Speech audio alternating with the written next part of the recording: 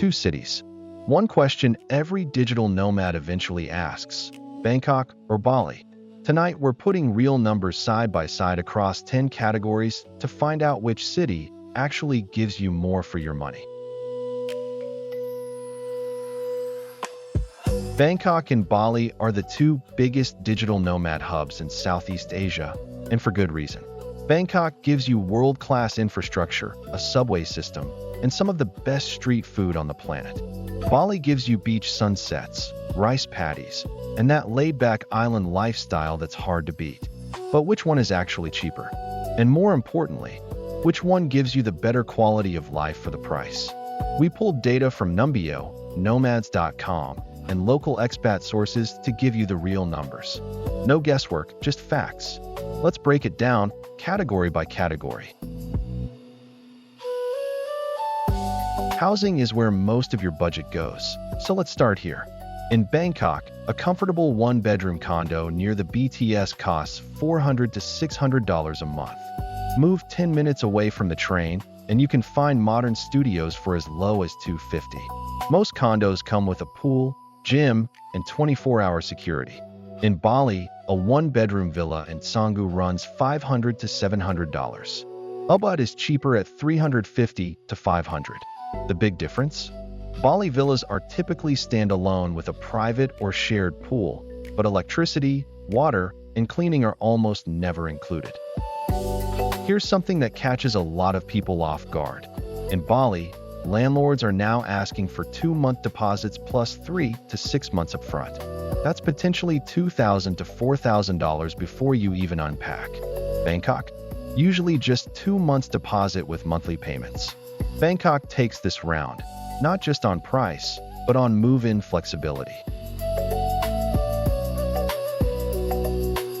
Now, the category that might actually decide the whole debate for some of you: food. Bangkok street food is legendary. A plate of pad thai, $1.50. Khao pad, $1. Som tam, under $1. You can eat 3 full meals a day on the street for under $5. A mid-range restaurant runs $3 to $9 per dish. Bali has warongs, local eateries where a plate of nasi campur costs $1.50 to $3.50. Solid value. But here's the catch. The moment you step into a Canggu cafe for a smoothie bowl, you're paying $6 to $8. Mid-range restaurants run $7 to $16. Monthly food budget? Bangkok at $200 to $350 if you're mixing street food and restaurants. Bali at $300 to $500 for the same lifestyle. Quick tip: in Bali, the nomad cafe culture is amazing, but it will drain your budget fast. A daily smoothie bowl and coffee habit can add $300 a month. The real savings are in the warongs, not the Instagram cafes. Bangkok wins again, arguably the best street food city on earth.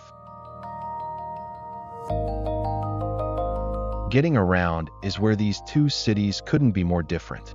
Bangkok has the BTS Skytran and MRT subway. A single ride costs 40 cents to $1.30. Monthly transit spending? $30 to $60, including the occasional grab ride. You don't need a vehicle. The city is built for public transit. Bali has scooters. That's basically it. A monthly scooter rental runs $50 to $70, plus $3 for a full tank of fuel. Grab exists, but isn't as widespread. 4-day trips. A private driver costs $33 to $55.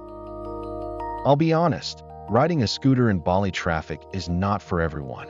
The roads are narrow, traffic is chaotic, and you technically need an international driving permit. If you're not comfortable on 2 wheels, factor in $150 to $200 a month for grab rides instead. Bangkok wins on convenience and cost. Bali wins if you love the freedom of a scooter. Healthcare is where Bangkok flexes hard. A doctor visit at a private hospital in Bangkok? $23 to $44. Dental cleaning? $40 to $70. Bangkok has world-class hospitals like Bumrungrad and Samudivj. We're talking medical tourism destination level quality. Bali. A GP visit runs $13 to $50 depending on the clinic. Dental cleaning is $35 to $50. The local hospitals are decent for routine care, but for anything serious, Medical evacuation to Singapore is the standard protocol. That's a $10,000 to $30,000 flight you don't want to think about without insurance. Nomad insurance like Safety Wing costs $42 a month in Bangkok, $56 in Bali, and that price gap reflects the risk difference. Bangkok dominates healthcare. World-class facilities, lower insurance costs, and no evacuation worries. This one might surprise you. Bangkok co-working spaces run $63 to $170 a month. Home fiber internet averages 237 megabits per second. That's top 15 globally. You can get 500 megabit fiber for under $30 a month. Bali has some iconic spaces. Outpost starts at just $49 a month. That's cheaper than Bangkok. Ubud in Ubud runs $57 to $206. But internet speed averages only 25 to 95 megabits per second, and reliability can be spotty. Most nomads keep a mobile hotspot as backup.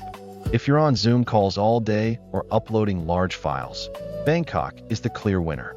If you mostly need basic connectivity and love the Bali co-working vibe, it works. Just manage your expectations. Bangkok wins on speed and reliability. Bali wins on co-working culture and price. Visa options are a big deal for long-term nomads. Thailand's DTV, the Destination Thailand Visa, costs $275 to $1,150 and lasts 5 years. Each entry gives you 180 days, extendable to 360. You need to show $14,500 in savings. It's arguably the best nomad visa in Southeast Asia right now. Bali's main option is the B2-1-1, a visit visa, $100 to $400 through an agent, giving you up to 180 days. Indonesia also launched the E33G remote worker visa at $940 per year, but it requires $60,000 in annual income. The tax angle matters too. Thailand's DTV doesn't make you a tax resident. Bali's B2-1-1A is also tax-free under 183 days. Bangkok wins on long-term flexibility. Bali is simpler for short stays. Let's talk about the fun stuff. Bangkok nightlife is massive. A local beer at a bar costs $1.70 to $3.40. Cocktails run $7 to $14. Club entry is $7 to $9 with a free drink. From Khao San Road to rooftop bars overlooking the skyline, there's something for every budget. Bali's scene centers on beach clubs and Sanggu bars. A bintang beer at a casual spot, $2 to $3. But cocktails at beach clubs like Potato Head or Savaya hit $10 to $16. A night out at a premium club can easily run $95 to $190. A typical night out, $20 to $40 in Bangkok, $30 to $75 in Bali. Bangkok is cheaper and has more variety. Bali has the sunset beach club atmosphere you can't replicate in a city. Safety is nuanced for both cities. Bangkok scores a 40.76 crime index on Numbeo with a 60.95 safety index, moderately safe. The main risks? Pickpocketing in tourist areas and the classic temple is closed scam. Violent crime against foreigners is rare. Bali scores a 49.7 crime index with a 50.3 safety index, slightly less safe on paper. Bag snatching from scooters is a real issue, plus credit card skimming at restaurants. Bali also sits on the ring of fire. Over 600 earthquakes were recorded in 2025 alone, and Mount Agung is an active volcano. Both cities have their risks, but Bangkok edges ahead on infrastructure, transit safety, and natural disaster exposure. The hidden costs are where budgets quietly fall apart. Bangkok utilities for a one-bedroom condo run $50 to $135 a month. The big variable? AC usage. Some condos charge 7 to 9 baht per unit versus the government rate of 4 baht. A phone plan with unlimited 5G? $9 to $23. Bali utilities run $70 to $130, similar range. But add visa agent fees at $50 to $150 per extension, drinking water delivery at $5 to $10, and the fact that laundry runs $15 to $30 a month. The real hidden cost in Bali is the upfront cash. Between villa deposits, visa agents, and scooter rental, you might need $2,000 to $3,000 in cash before your first month is even done. Bangkok? You can literally show up with a backpack and a credit card. This one's close, but Bangkok wins on predictability.